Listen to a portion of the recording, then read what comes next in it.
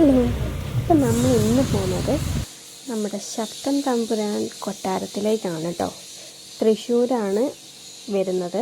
അപ്പോൾ നമ്മൾ തൃശ്ശൂർക്കാണ് പോണത് കേട്ടോ.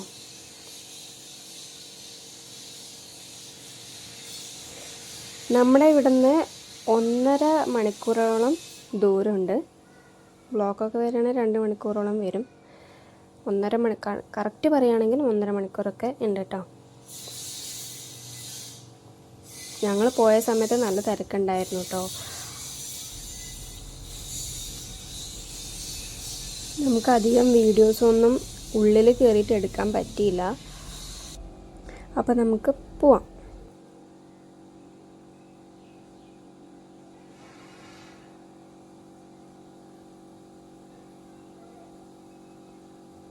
ഞങ്ങൾ പോയ സമയത്ത് അത്ര തിരക്കുണ്ടായിരുന്നില്ല.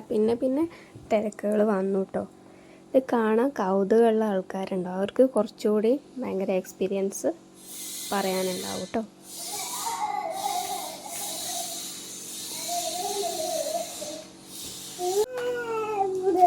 അപ്പോൾ നമ്മൾ ഏകദേശം അടുത്തെത്താറായിട്ടോ. നമ്മൾ വേറൊരു വഴി കൂടിയാണ് വന്നത്.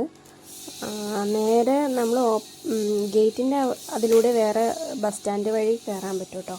നമ്മൾ വേറൊരു വഴി കൂടിയാണ് വന്നത്. ഇതാണ് മുൻവശം ഉള്ളത്. നമ്മൾ ഈ സൈഡ് വരുമ്പോൾ നമ്മുടെ ടിക്കറ്റ് കൗണ്ടറാണ്. 20 രൂപ അങ്ങനെ എന്തോ ഉള്ളൂ തോന്നുന്നു.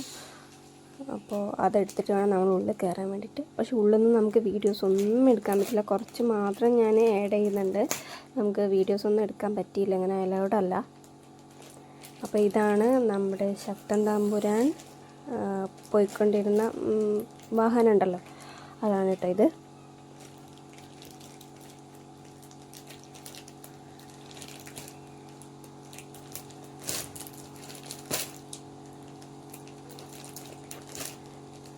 ഓരോ ഉപകരണങ്ങളും അദ്ദേഹം ഉപയോഗിച്ചിരുന്ന ഓരോ കാര്യങ്ങളും അതിനകത്ത് പറയുന്നുണ്ട് കേട്ടോ.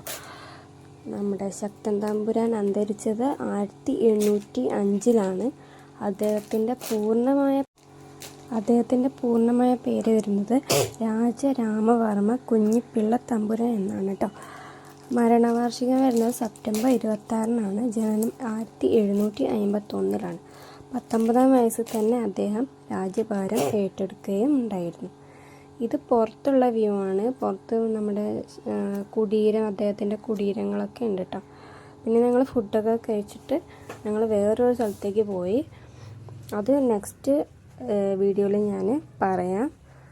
അപ്പോൾ വീഡിയോ ഇത്രേ ഉള്ളൂ. വീഡിയോ ഇഷ്ടമായ എല്ലാവരും ലൈക്ക് ചെയ്യുക, സബ്സ്ക്രൈബ് ചെയ്യുക, കമൻറ്റ് ചെയ്യുക. ഓക്കെ.